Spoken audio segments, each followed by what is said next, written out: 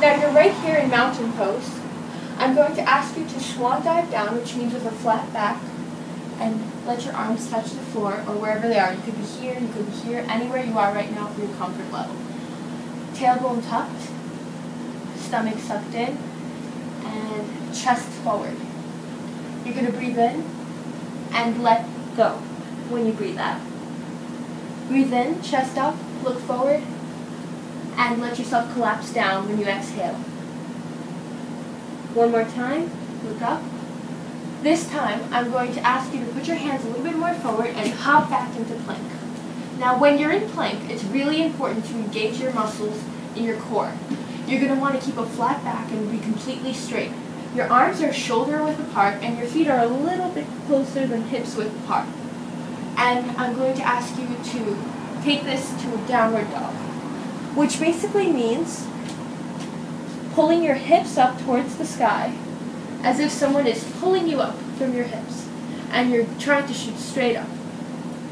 Your arms are far apart so you're not crunched together in the front and there's enough room for your head to be comfortable and your neck to be comfortable. I want you to pedal your calves so that you release that calf muscle so you can put your feet flat down. It's okay if you can't. Even if this is a struggle, keep your knees bent. You'll get there. Keep pedaling. Okay. Hold this for 3 breaths.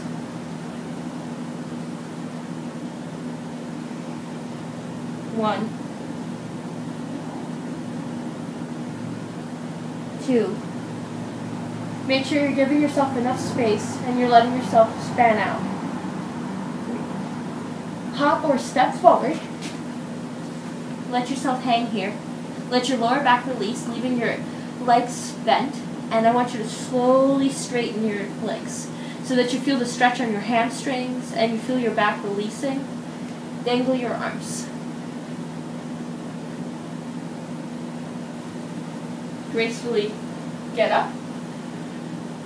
Inhale, exhale, move this foot forward, your right leg, and pulling the left leg back. You're going to want to keep your knee above your ankle, your right ankle, and make sure you're not collapsing in or out. Completely straight. You want to keep this leg straight in the back and a strong core. Now you're going to stay here for a moment. I'm going to ask you to drop your knee down and put that foot flat in the back. Knee is still over ankle. You're going to take 1 breath here. And now you're going to straighten that leg, flex the foot, and reach from the lower back, keeping the lower back straight, right here, and reaching forward. Don't let yourself hunch into it or collapse. Just keep your chest pulling forward.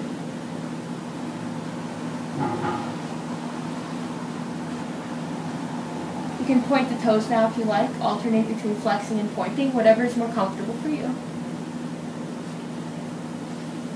Take it this halfway up, and I want you to bend that knee. Now we're in a deep lunge right now. You can either take it further by putting yourself to your elbows and keeping your elbows near your heel, your right heel. Now that's an extremely deep stretch. If you can't do that, that's okay. Keep it here. If this is all too much, keep it here. Don't push yourself to where it hurts. Push yourself to where you find a challenge, but a good challenge, not one that will hurt you and bring you 2 steps back. So, let's say you're here. Now I want you to take it back into that hamstring stretch. And here's where an extra challenge comes for the very advanced. I want you to try to slide your foot into a split position. If you can't do this, stay at lunge. It's fine. Just by doing this lunge and this hamstring stretch, you will slowly work your way into being able to do a full split or a side split. Now, when you're here, you're going to want to keep your hips very strong and forward. You don't want to go too awkwardly to the side. You want to make sure that your hips are even. Breathe here a couple moments. Again, if you're not here, it's okay. You'll get here. And lift yourself up. All the way back into tabletop. We're going to do the other side. Bring the left foot forward. Right here. Knee over ankle, no collapsing. Make sure you're strong in the core, keeping everything tight and tucked. Breathe in and out. Bring yourself down to where you were before, keeping the knee over ankle still and your palms right near your foot. Again, if you're more advanced, go down to your elbows. Hold it here for a moment. Elbow is touching the heel of the left foot. Your left elbow to your left heel. Okay. Feel that stretch. Feel it really opening in the hip flexors. And now take it to a hamstring stretch. Once again, keeping your back long and straight, giving yourself plenty of space in that lower back so you don't cramp and hurt yourself. Feel the stretch in the hamstring. Keep the foot flexed. Point, flex, point. And now hinge forward, right back into that lunge, whether you're on your elbows or your palms.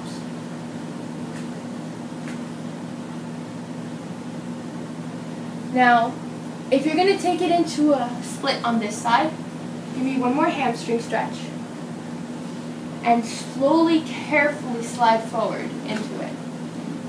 Now, one side might be more flexible than the other. You might be able to do a split on this side but not on the other, or vice versa. Either way, just go what your body tells you. If you're right here, it's fine. Stay here. Because next time you might be able to go here. Listen to your body. That's what's going to tell you how to move forward. It's the best instructional video you can find. Okay. So, tuck your foot in. Gonna give a cat-cow right here. Breathe in. Breathe out. Child's pose. Now while you're in child's pose, I want you to open your knees a little bit more apart and really slide between your hips. This gives you a deeper stretch in the hip flexors.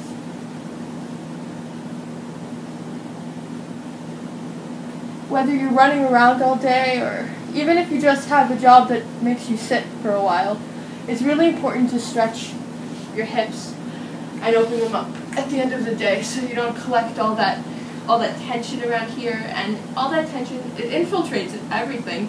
Your back gets tight, your neck gets stiff, all stressed. Okay, take it up to standing. Inhale, exhale, inhale, exhale. Now we're going to go into the back bend sequence. So you're going to take it on your knees right now, and we are going to go into camel pose. So it's really important to keep your core strong and flexed and everything firm. So muscles to spine, imagine everything is tucked and sucked in right here. Now go as far as you can. If you feel pain or pressure on your lower back at any point, immediately stop what you're doing. Okay? So just go as far as you feel is all right for you so you don't hurt yourself. Okay. So to lean back into camel pose, you're going to want to keep your palms here and you're going to slowly tip back. When you find yourself at an angle that you can reach for your heels, you reach for them. And if you are comfortable with letting your head drop, you let it drop. And you kind of propel your hips forward, making sure you're leaving enough space so you don't feel tension in your lower back over here. That's the most important part, not to hurt yourself. Feel the chest opening. Let it melt. Just relax into it. Take a few breaths here. Really feeling the releasing of the abdomen, the opening of the chest.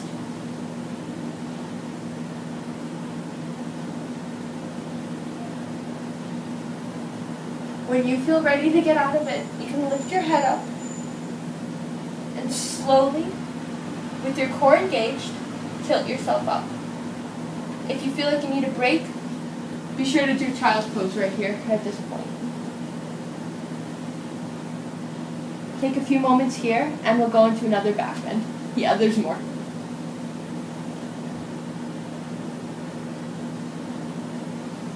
Tabletop. Inhale, fill your stomach with air. Exhale, round the back. Feel the stretching. And now, put your feet forward and be in a low squat. Sit back on your bum. Legs straight. Now, I'm going to go into a wheel. If you aren't ready to go into a wheel, you can take it to tabletop and hold it here instead. So that basically means that you are lifting yourself up, keeping yourself completely straight, ankles and knees and shoulders and wrists aligned, completely flat over here, torso strong, and lift. If you feel like this is too easy for you but you're not ready to go into a wheel, take it to a tricep pulse. Do a pulse every few breaths. Inhale, exhale. Inhale, exhale. Now, if you are ready for a wheel, take it down low and keep your feet hip width apart, your arms shoulder width, keeping enough room for your chest so you're comfortable. And I want you to lift from your chest, going that way. A common misconception with wheels is that people think you lift up with your arms. It's actually your chest propelling forward and your hips lifting up. So, my chest is actually going that way. Going that way. I can't really point right now, but it's face forward, not up. Because if I was to mostly rely on my triceps and try to lift myself up this way, I would get cramped up, and I don't have enough tricep strength or arm strength in general to lift myself up that way. So I kind of cheat and put my chest that way, and it lifts me easy. So when you're in this, propel yourself forward. Really feel the stretch. This is a great inversion. It's really important to invert at least once a day, just so the blood flow changes. It detoxifies your body, and also it gives you energy. When you're ready to get out of this, slowly lower down. Making sure to be super careful. Hug your knees into your chest and roll back and forth. Now, if that was a challenge to you and you just did that for the first time, congratulations. But if you find that a little bit too easy because you're a super back-bending yogi, well then I've got one more modification for you. It's a little bit of an extra challenge. So, we're going to do a wheel, except we're going to do it from our elbows. So what I mean by that is I am literally taking my elbows and I'm putting them by my ears. And I am simply going to walk myself into a wheel position, except instead of leaning on my palms, I am splitting the weight evenly between my elbows and my head. Now this is a much more intense back stretch and front, just core stretch in general. It takes more strength for your lower body, and it gives it a little bit more of a hip opener, and it becomes a little bit more challenging for your knees not to want to splay apart.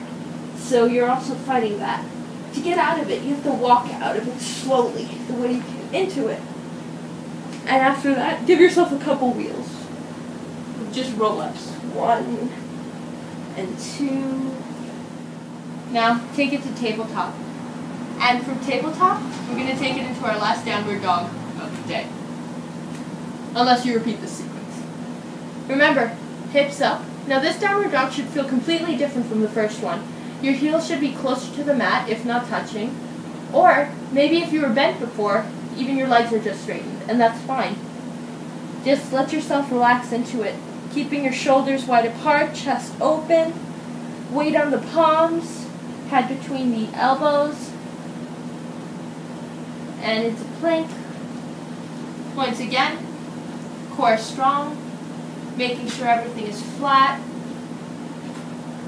hands shoulder width apart, and you're going to hop up, and you're going to roll up slowly, vertebrae by vertebrae. Namaste.